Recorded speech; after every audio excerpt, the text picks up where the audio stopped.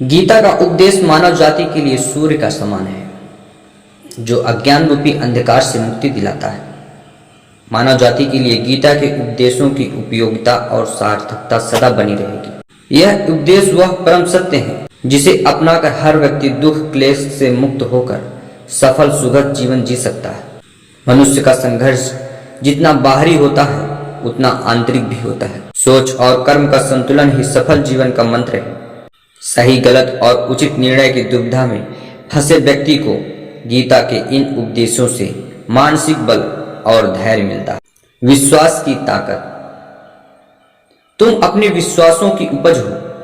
तुम जिस चीज में विश्वास करते हो तुम वही बन जाते हो। जो स्वयं पर विश्वास करते हुए लक्ष्य की ओर बढ़ते रहते हैं उन्हें सफलता जरूर मिलती है। अगर व्यक्ति अपने लक्ष्य के लिए कर्म में पूरे मन से लग जाता है तो उसे कर्म करने से खुशी मिलती है, तो सफलता उससे दूर नहीं। मृत्यु से भय व्यर्थ है। हर व्यक्ति के मन में मृत्यु का भय होता है। इस संसार का जब से निर्माण हुआ है तब से जन्म मृत्यु का चक्र चलता आ रहा है। यह प्रकृति का नियम है। इस सत्य को स्वीकार करके भय मुक्त होकर आज में जीना चाहिए।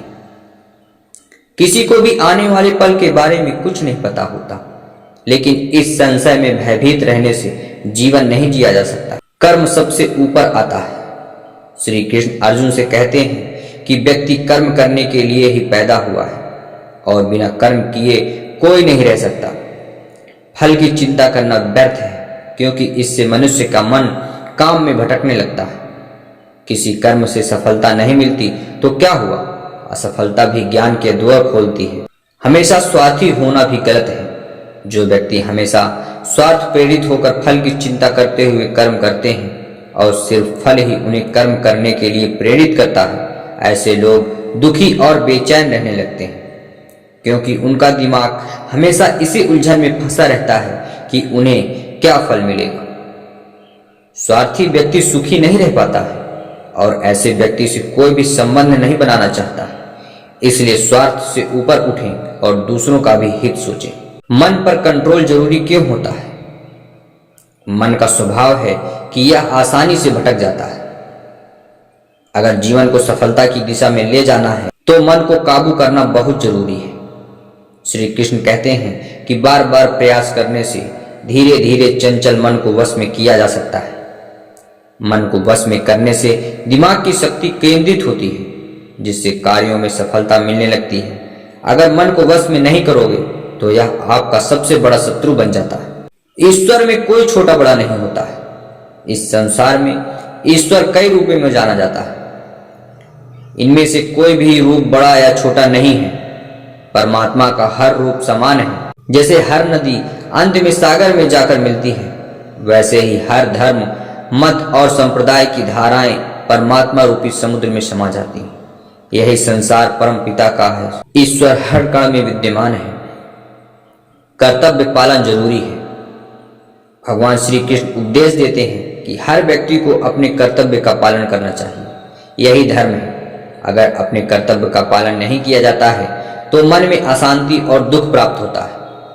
अपनी पसंद नापसंद, मोह, शत्रुता को किनारे रखकर अपना कर्तव्य करो। किसी अन्य व्यक्ति का कर्म आपको कितना भी आकर्षित करे, उसके प्रलोभन में ना आए। कष्ट में रहते हुए भी अपना कर्म करना दूसरे की नकल करने से अच्छा होता है।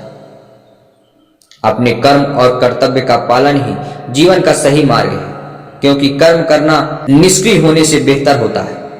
ज्ञान का मार्ग हो या भक्ति मार्ग, समर्पण, प्रेम, विश्वास ही आपको ईश्वर के प्रकाश की ओर ले जाता है।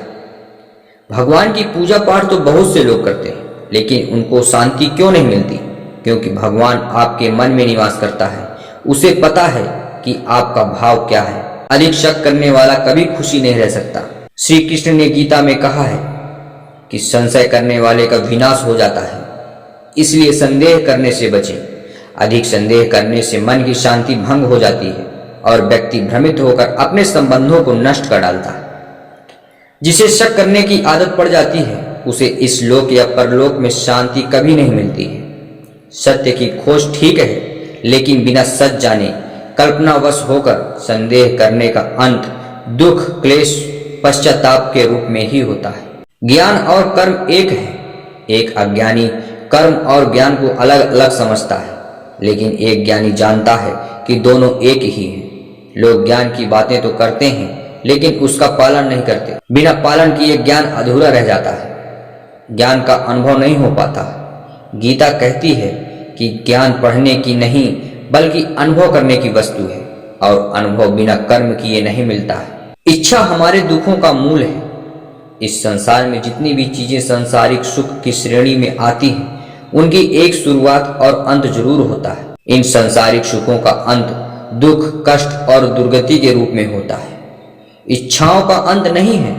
एक पूरी होती है तो दूसरी नई इच्छा आ जाती है। हर इच्छा से प्रेरित होकर कर्म करना गलत है, क्योंकि ऐसे तो अनुचित कार्य भी होने लगेंगे। इच्छाओं से विचलित ना हो, उन्हें एक विरक्त दर्शक बनकर देखो और वे चली जाएंगी। गीता के उपदेशों पर आधारित इस वीडियो के विषय में अपने विचार नीचे कमेंट बॉक्स में अवश्य लिखें। यह उपदेश आपको पसंद आए हो तो वीडियो को लाइक करें, चैनल को सब्सक्राइब करें और वीडियो की नोटिफिकेशन के लिए बेल आइकन प्रेस करें। धन्यवाद।